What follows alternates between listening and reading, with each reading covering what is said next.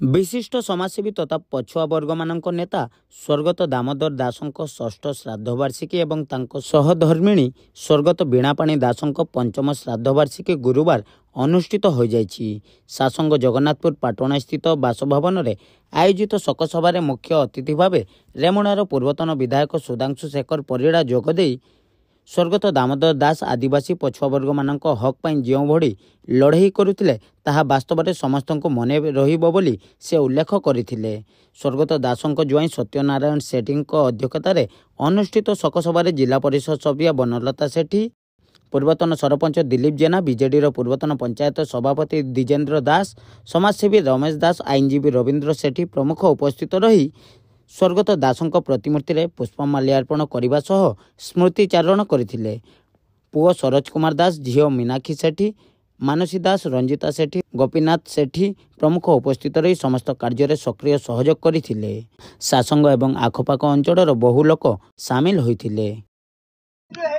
प्रथमे स्वर्गत दामोदर दास एवं तांको सहधर्मिणी वीणापाणी दास को मोर गभीर श्रद्धांजलि। जे षष्ठ श्राद्धवार्षिकी पालन करुचंती स्वर्गत दामोदर दास स्मृति कमिटी तांकर परिवार वर्ग आत्मस्वजन समस्ते ग्रामवासी माने अच्छी समस्त को अवसर में मुझे नमस्कार जनाऊँगी। जे बहुत कम व्यक्तित्व जो माने दलित वर्गर दलित परिवार आसी निजको समाज सेवा करी बास दलित मानकर उद्धार पाई दलित मानकर उन्नति पाई निजको उत्सर्गीकृत करवा बहुत निरा देखा मिले। तेणु दामोदर दास निजे जड़े दलित परिवार जन्म होते समय क्रमे पाठशाठ पढ़ी सी राजस्व विभाग में चाकरी करते चाकरी जीवन में अर्थ रोजगार शांति दे नथिला। से निजे चाकरी को परित्याग करते चाकरी परित्याग करी से समाज सेवा को निजको समाज सेवा नियोजित करते परवर्ती पर्यायर से श्रमिक नेता भाव में उभा होते।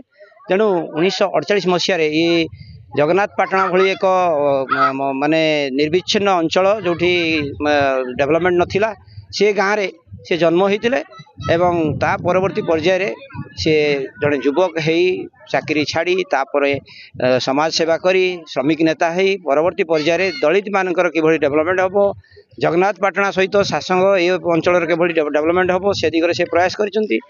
विभिन्न ऑफिस रे जाई अप्रोच करी किछि युवक युवती से चाकरी कर। तेणु से भली व्यक्तित्व को आज 2019 मसीह तिरोधान होता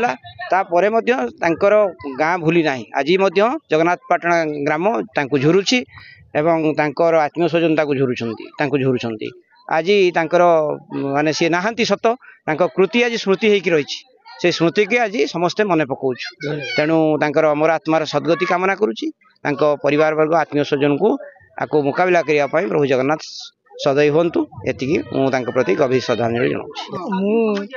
ज्वाई एवं आमर घर ये पाखे परवर्ती पड़ोसी गाँव में व्यक्तिगत भाव में जानी से जन संग्रामी मनीष एवं प्रत्येक दलित वर्गर हरिजन आदिवासी आरंभ कर दलित वर्गर लोक अन्य साधारण लोक से जीवन संग्राम जारी रखिते लोक मैंने किभली भाव में सुविधा पाइपर सरकारी सुविधा अन्य सुविधा वंचित न हेबे से बद्धपरिकर थे संकल्पबद्ध थे से काम ही करुले।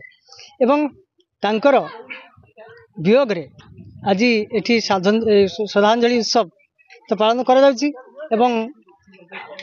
खाली से बालेश्वर नुह समग्र ओडिशा रे सबुठी जी जयगान थिला लोक मैंने भल पाते श्रद्धा करते कृतित्व एभली थिला कार्य एभली थिला जहाँफल से पूजायोग्य अटंती एवं से आज परिवार तरफ साधोत्सव पालन कर। तेणु सी आज कृति तो सी आम कृति से योग्य होती सारा जगत रे सारा दुनिया नाम अर्जन कर आदर्श को अनुसरण करने नितांत आवश्यक।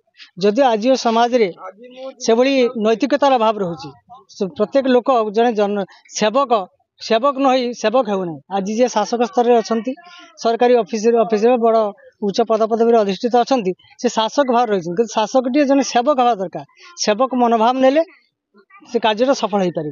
तेणु आज लोक से अभाव ପରିଲକ୍ଷିତ ହେଉଛି। परंतु यदि तांकर आदर्श रे प्रत्येक व्यक्ति अनुप्राणित हेबे निश्चित भाव में ये समाज रे सामाजिक कल्याण या ही परिबे स्पष्ट एवं जे कि आम पई ज्वलंत उदाहरण।